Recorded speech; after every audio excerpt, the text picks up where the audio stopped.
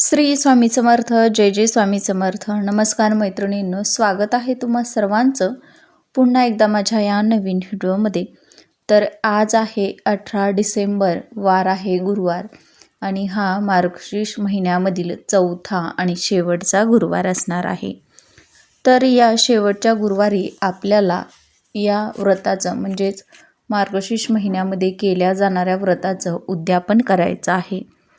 तर आपल्यावरती लक्ष्मीची कृपा व्हावी, आपल्या घरात अखंड लक्ष्मी नांदावी, आपल्या घरामध्ये पैसा, धनधान्य, संपत्तीची कमी पडू नये, आपल्याला वैभवाची, ऐश्वर्याची प्राप्ती व्हावी, यासाठी हे मार्गशीर्ष महिन्यामधील गुरुवारचं व्रत केलं जातं.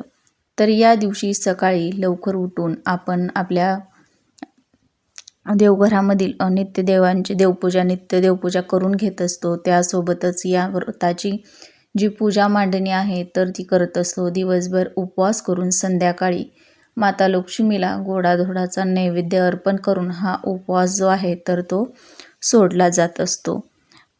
तर मार्गशीर्ष महिन्यामध्ये येणाऱ्या प्रत्येक गुरुवारचं हे जे महत्त्व आहे तर ते वेगवेगळं असतं.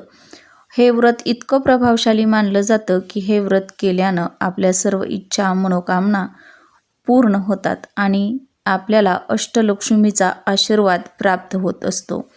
या मार्गशीर्ष महिन्यात येणाऱ्या प्रत्येक गुरुवारला विशेष असं महत्त्व आहे.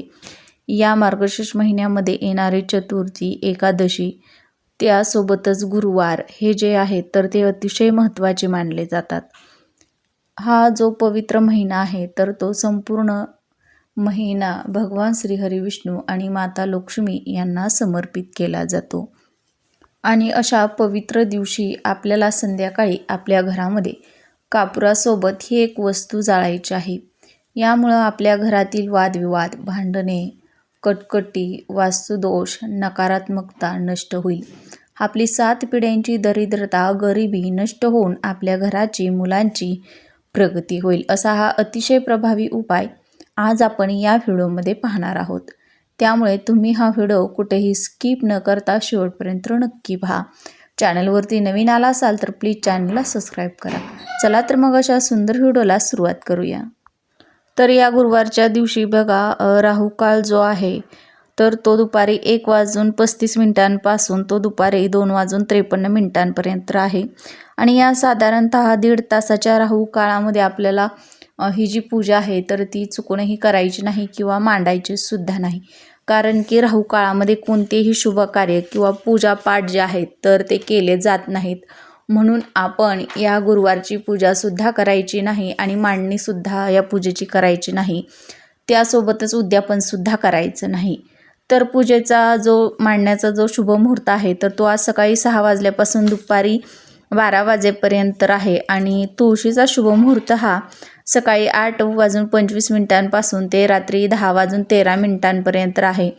आणि संध्याकाळचा जो शुभ मुहूर्त आहे तर तो 6 वाजल्यापासून 7:30 वाजेपर्यंत असणार आहे. या वेळेमध्ये आपल्याला आपल्या घरामध्ये पूजा जी आहे तर ती मांडून घ्यायची आहे. आता जर हा उपाय आपल्याला संध्याकाळी करायचा आहे तर त्यावेळी आपल्याला आपल्या देवघरामध्ये दिवा, धूप, अगरबत्ती लावून घ्यायची आहे. तुळशीजवळ एक दिवा आणि धूप अगरबत्ती लावायची आहे. आणि नंतरनं हा जो उपाय आहे तर तो करायचा आहे. हा उपाय करण्यासाठी बघा आपल्याला भीमसेनी कापराच्या 3 ते 4 वड्या घ्यायच्या आहेत. जर भीमसेनी कापूर नसेल तर आपण साधा कापूर जरी घेतला तरीही चालणार आहे.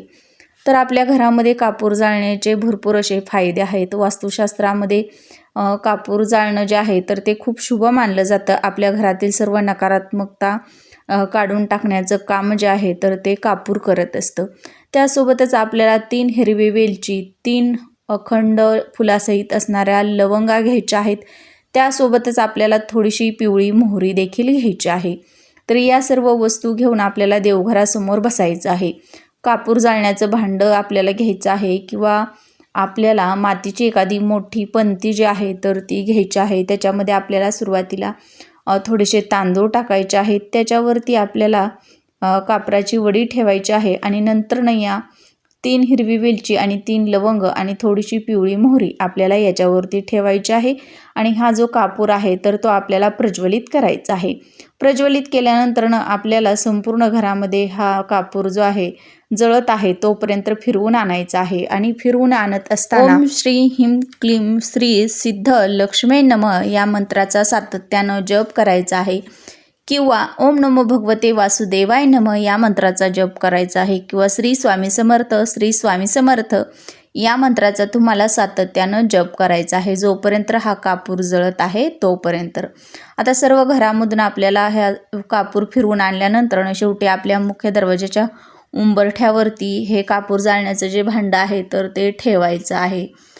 तर मुख्य दरवाजाच्या मधोमध आपल्याला ठेवायचं आहे उंबरठ्यावरती. त्यानंतर या सर्व वस्तू थंड झाल्यावरती आपल्याला उचलून एखाद्या झाडाखाली नेऊन टाकायच्या आहेत.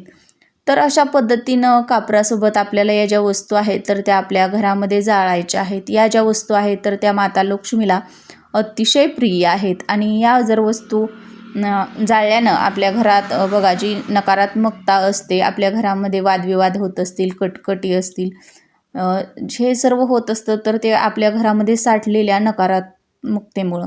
आणि म्हणूनच या घरातून सर्व नकारात्मकता दूर व्हावी, वास्तुदोष दूर व्हावेत यासाठी आपण आपल्या घरामध्ये अशा पद्धतीनं कापूर हा जाळायचा आहे.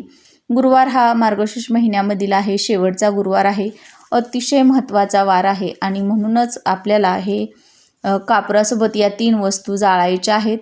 तर या वस्तू जाळल्यानंतर या वस्तूंची जी राख झालेली आहे तर ती आपल्याला बाहेर एखाद्या झाडाखाली नेऊन टाकायची आहे किंवा निर्माल्यामध्ये टाकायची आहे.